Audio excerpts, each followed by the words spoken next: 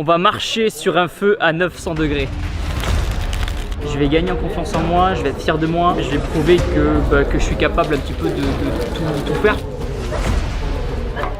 Pourquoi c'est important pour vous ce soir de marcher sur le feu? Allez-y. Pour être le meilleur. Hier, je suis tombé sur cette vidéo dans laquelle le youtubeur célèbre Thibaut InShape marche sur le feu à 900 degrés. Ils ont fait un ensemble de choses pendant toute une journée pour mettre en place le bon état d'esprit, un bon mindset afin de pouvoir vivre cette expérience. Moi, en tant que bon scientifique, je me suis dit, est-ce qu'il n'y aurait pas des explications scientifiques qui se cachent derrière le fait qu'on peut marcher sur un feu à 900 degrés sans se faire brûler?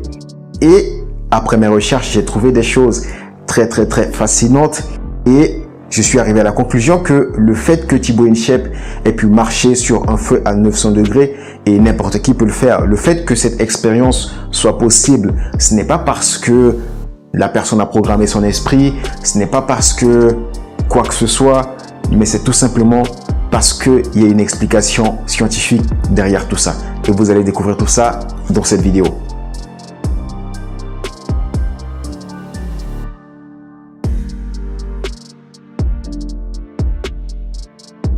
Alors, dans cette vidéo, on va voir comment la marche sur le feu a vu le jour. Ensuite, on verra une expérience similaire à celle vécue par Thibaut InShape. Et on verra aussi les résultats de cette expérience, car lors de cette expérience avec 6000 personnes, tout le monde ne s'est pas sorti indemne comme Thibaut. Et pour finir, on verra l'explication scientifique qui se cache derrière cette expérience. Vous aurez les timelines de cette vidéo dans la description. Donc, si vous voulez directement passer à la dernière étape de cette vidéo qui est l'explication scientifique, vous pourrez cliquer, je sais pas à partir de quelle minute sera cette partie. Vous avez juste à cliquer sur la timeline en dessous de la vidéo et vous allez directement accéder à cette partie. Mais je vous invite quand même à suivre le cheminement de la vidéo parce que vous allez voir une explication chronologique, un suivi chronologique qui va vous amener à cette partie-là. Alors, en quoi consiste concrètement la marche sur le feu? Dans les années 1980, Tolly Berkman, qui est un conférencier, un coach et un auteur dans le domaine du développement personnel, a introduit la marche sur le feu au grand public et ce dernier a expliqué que les approches mises en jeu à travers la marche sur le feu aident les gens à découvrir leur potentiel absolu et à se dépasser. Ceci a également été popularisé également par Tony Robbins, qui est également un coach en développement personnel. Et si vous avez regardé attentivement la vidéo qu'a fait Thibaut InShape sur cette expérience, l'école dans laquelle il a effectué cette expérience a également souligné le fait que l'expérience a permis aux gens de réaliser qu'ils peuvent faire des choses incroyables, des choses qu'ils croyaient impossibles de réaliser, qu'ils pouvaient faire des choses qu'ils ne soupçonnaient pas. Et ceci n'est pas un mensonge. Mon objectif avec cette vidéo n'est pas de dire que cette école s'est totalement trompée, que l'être humain ne peut pas se surpasser, que l'être humain ne peut pas se dépasser. Car vous pouvez découvrir les résultats des personnes qui ont suivi cette expérience dans cette même vidéo. La première marche, j'ai vraiment changé de vie, changé de travail. C'était il y a 11 ans, là, pour maintenant, c'est plus la même personne. La marche sur le feu, moi, ça m'a fait prendre conscience de certaines limites, que j'ai pu les dépasser. J'ai fait la marche au feu il y a quelques semaines, j'ai encore les pieds chauds là. Et dès le lendemain, j'ai senti que j'avais plus d'appréhension. Enlever beaucoup de peur que j'avais. Dès qu'il y a une peur qui arrive, je me dis mais t'as marché sur des braises à 900 degrés, mais qu'est-ce que tu vas avoir peur de ça? On fait péter le mental en fait. On peut passer par-dessus ces peurs, bon, voilà. Après un chagrin d'amour, je suis venu marcher, j'avais marqué que je voulais être marié avec des enfants. Ça fait 8 ans, puis là j'ai 2 enfants. À chaque fois, ça me permet de retrouver le chemin que je veux vraiment. Ce qui m'a le plus impressionné, c'est le mental. J'ai réalisé à quel point on était prisonniers parfois de ce mental qui nous empêche d'aller de l'avant. La première marche que j'ai faite, c'était il y a 2 ans. Et je suis resté sur un ressenti un peu sceptique à la fin. Et du coup, je voulais relancer ça. Et suite à la marche sur le feu, il y a une énorme prise de conscience. On s'ouvre aux gens, on se dépasse soi-même. Ça change la vie pour se dire, mais je peux tout réaliser, quoi. Et ça donne effectivement confiance en soi. Ça te fait croire que tu as des capacités incroyables.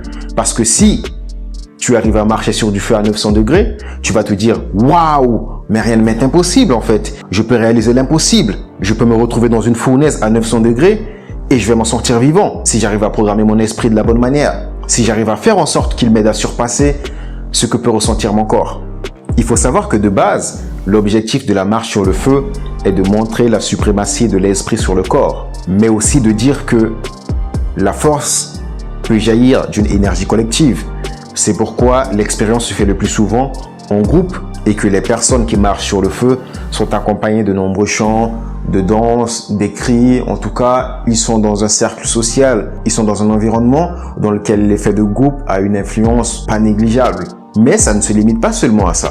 Parce que lorsque vous marchez sur du feu, même s'il y a l'effet de groupe qui est là, vous allez avoir de l'adrénaline qui monte sur l'instant, vous allez marcher dessus rapidement, vous n'allez peut-être pas sentir la douleur.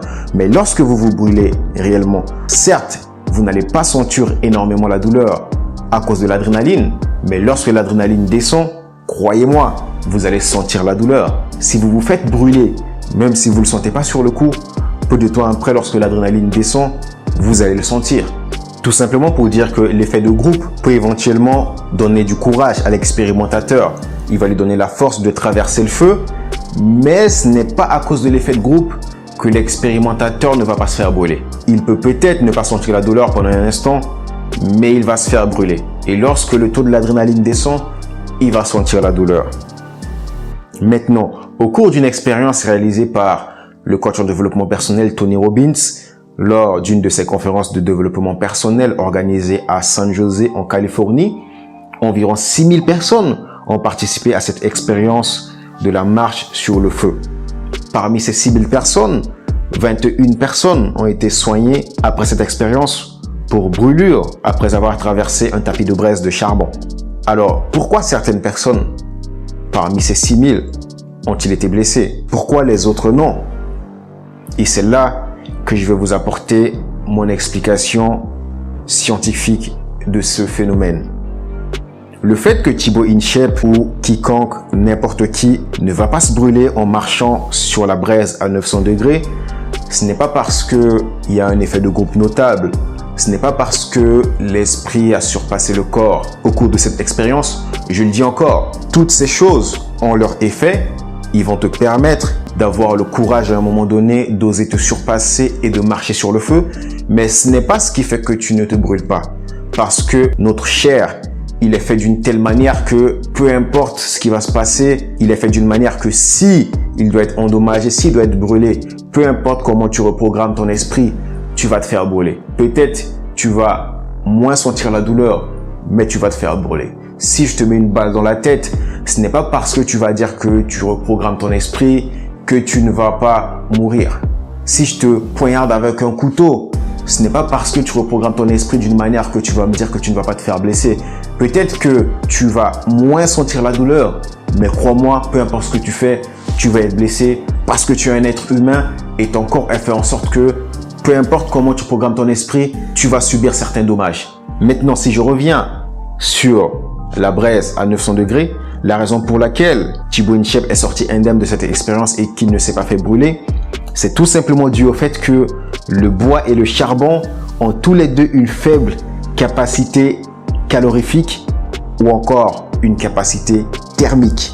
Alors peut-être que j'en perds certains et je vais vous donner quelques explications supplémentaires. Qu'est-ce que c'est que la capacité calorifique?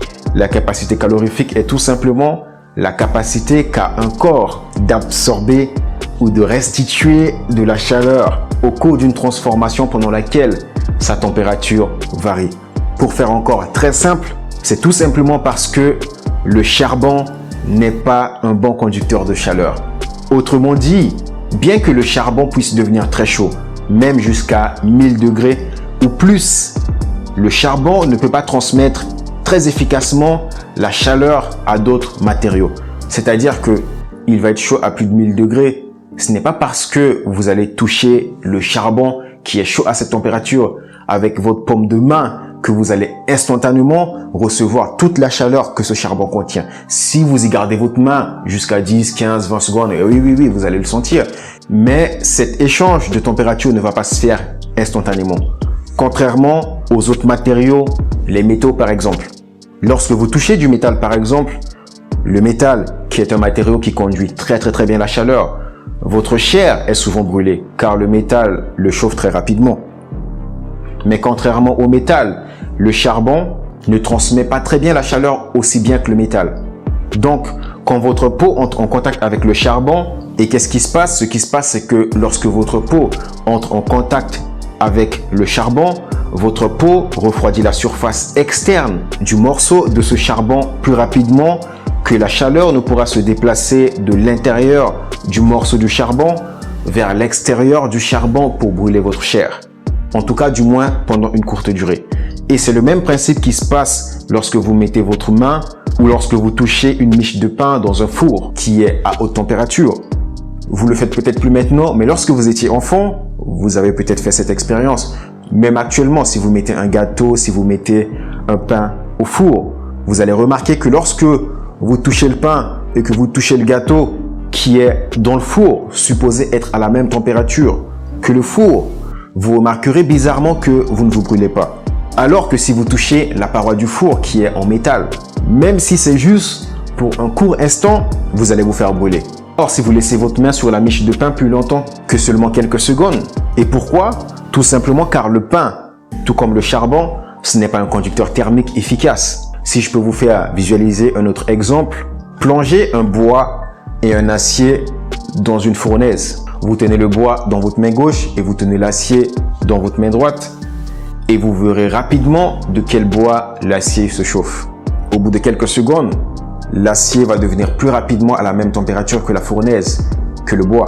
Et c'est la raison pour laquelle Thibaut a marché rapidement sur ce feu sans se faire brûler.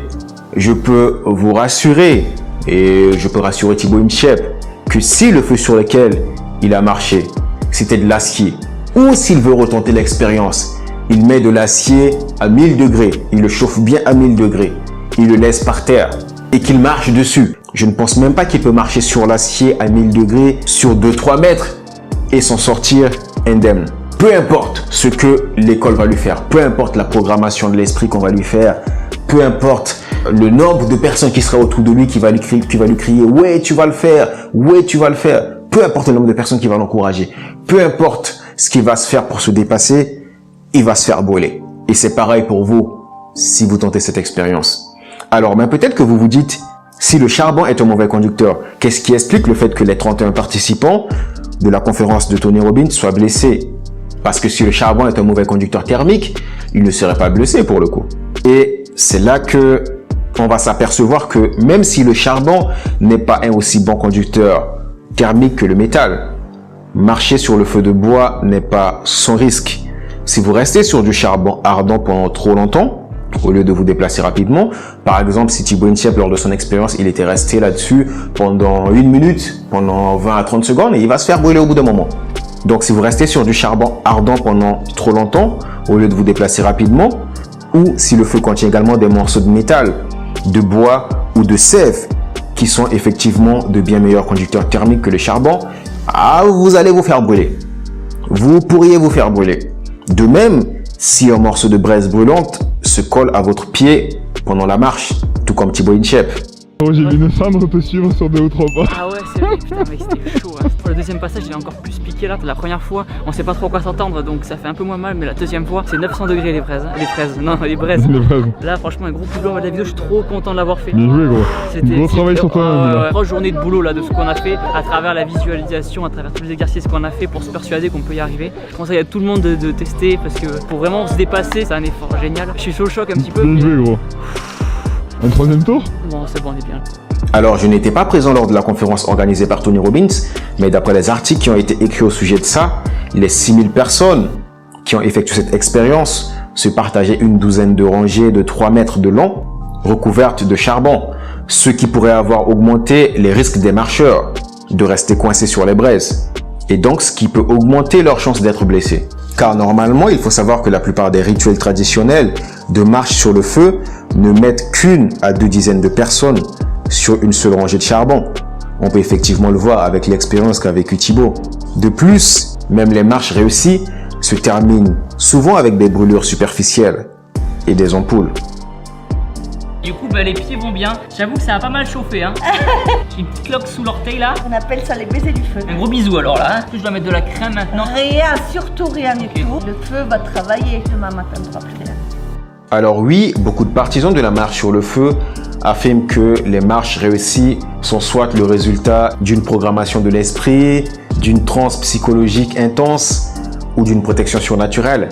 Et même certains coachs en développement personnel qui font faire cette expérience lors de leur séminaire ou de leur conférence expliquent que les gens changent leur physiologie en changeant leurs croyances. Il y en a même un qui a dit que une personne qui a effectué l'expérience s'était fait blesser parce que la personne n'était pas dans le bon état d'esprit. Moi, mon objectif, ce n'est pas de parler, d'aller loin dans avoir le bon état d'esprit, ou c'est l'esprit qui fait que tu marches sur le feu, tu ne vas pas te faire brûler. Je ne suis pas expert dans ce domaine, mais il y a une chose dont je suis sûr. Peu importe la manière à laquelle tu programmes ton esprit, à un moment donné, l'être humain est fait d'une manière qui fait qu'il y a des choses qui vont endommager notre corps ou pas. Pour moi, l'esprit va faire en sorte que tu vas percevoir la chose d'une autre manière. L'esprit va faire en sorte que tu vas avoir la confiance en toi, tu vas avoir le courage de marcher sur le feu ou non. Mais si le feu doit te brûler, que tu aies confiance en toi ou pas, ça ne va pas faire en sorte que ta peau va être plus ou moins fragile. Et la science nous l'a dit, pour moi, la seule raison pour laquelle Thibaut InShape a marché sur ce feu sans se faire brûler, c'est tout simplement parce que le charbon et le bois sont des très mauvais conducteurs de chaleur comparé à l'acier. Je suis le chimiste vert et sur cette chaîne vous aurez des vidéos de vulgarisation scientifique et écologique. Donc si c'est quelque chose qui vous intéresse, sentez-vous libre de vous abonner à ma chaîne pour recevoir les prochaines vidéos. Et si ce n'est pas ce qui vous intéresse, ne vous abonnez pas parce que les vidéos que je vais publier ne vont pas vous intéresser. Je vous invite aussi à jeter un œil dans la description. Vous allez avoir accès à mes autres chaînes YouTube et également à d'autres choses qui pourraient vous intéresser. Je vous dis à très bientôt.